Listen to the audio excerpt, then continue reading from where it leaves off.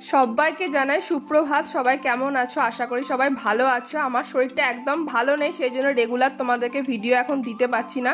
তো যাই হোক, সকাল সকাল ঘুম থেকে উঠে সুরেনদেরকে পড়িয়ে নিলাম, দিয়ে মা একটু ওটসের খিচুড়ি বানিয়ে দিয়েছিল অনেকদিন পর, সেটাই খেয়ে নিলাম। আর এখন যেহেতু শ্রাবণ মাস চলছে, তাই সবুজ চুড়ি পরে আমি দেখো চান টান করে ফ্রেশ হয়ে নিয়েছি আর ঠাকুরের পুজোটা সেরে নিয়েছি। তখন দেখি যে মা ওখানে কোটো কিনে আনছে।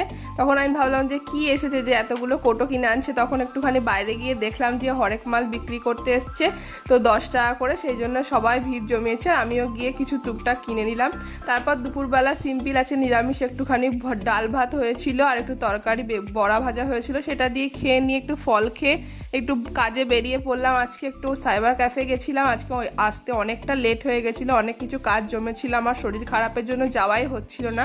তো রাত্রে রুটি তরকারি দিয়ে ডিনারটা সারলাম। ভিডিওটা কেমন লাগলো জানিও, ভালো লাগলে লাইক শেয়ার সাবস্ক্রাইব করো। ওকে, বাই।